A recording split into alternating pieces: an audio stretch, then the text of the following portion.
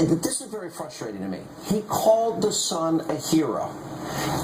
He was against that war. Hillary was for it. He said once you go to fight the war, you got to finish it, and we know what happened by pulling out early. When you compare Pat Smith's coverage to Khan's coverage, the disparity is nearly an hour to 70 seconds by the mainstream media. So my question is, why are they distorting this, and what does it mean?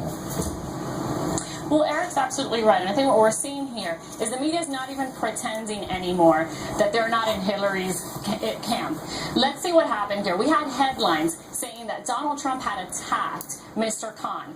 And the truth is, not only did Donald Trump not attack Mr. Khan, he praised him. He said this was a nice man who seemed like a nice man. The attacking came from Mr. Khan, who viciously, heinously, for no reason, said, and I quote, that Donald Trump had sacrificed nothing. Not only was that an unnecessary, ugly, toxic insult, and what could have been a beautiful speech about his son's heroism, but Mr. Khan insulted most Americans when he said that, because he was saying that someone who's a parent, like Mr. Trump, who's had 5 children, raised 5 wonderful children, can do that without any sacrifice. What about school teachers? What about firefighters? All of these people sacrifice daily for this nation. And he's saying essentially that unless you've lost a child in war, you have sacrificed nothing. It was really a shameful speech. Rick, when you look at, all right, our National Director of Intelligence, James Clapper, our FBI Director, Comey, our CIA Director, Brennan, our Assistant FBI Director, Steinbeck, our former Special Envoy to defeat ISIS, General John Allen, and one more, our House Homeland Security Committee Chair, McCall, all said, like Belgium, like Germany, like Paris, like Europe in general, that ISIS and radical Islamists will infiltrate the refugee population.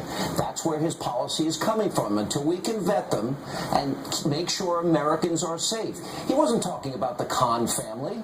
He wasn't talking in any pejorative way about anybody. He's talking about keeping Americans safe. Why does the media take it to that level? These are a bunch of young reporters who are really easily manipulated. And when you look at these reporters who are just retweeting and repeating and reposting stuff on Facebook, no one is really taking the time to look at the evidence. They're looking at their colleagues, they're looking at their Twitter followers, and they're just repeating this line. It's groupthink. And it's a very young reporter thing to do. But it's not just groupthink. It's also, CNN and NBC and ABC and CBS. I mean, the disproportionate coverage, especially when you compare it to Pat Smith, it's daunting. Yeah, it is daunting. Look, we're on the 5th day of this, or 6th day, talking about Trump's comments. The New York Times puts on their front page, front page above the fold, how other politicians are reacting to the Donald Trump statement.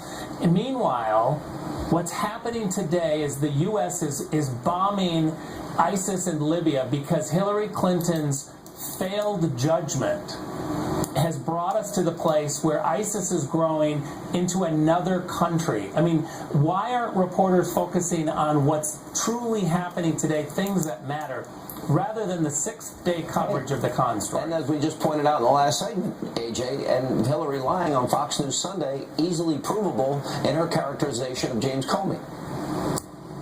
Right, and this is why this all comes together. We're going to see a fake controversy against Mr. Trump almost daily. Why? Because the media wants to keep the American public focused and distracted on the fact that Hillary Clinton hasn't had a press conference in over 200 days. They want to keep us distracted away from the fact that the Clinton Foundation was basically a pay-for-play organization and all of these other issues. So if they can keep manufacturing these fake controversies, they figure the American public won't pay attention to what Hillary Clinton's record is or what she's doing. But we're smarter than that, and we will. All right. Thank you both for being with us. Appreciate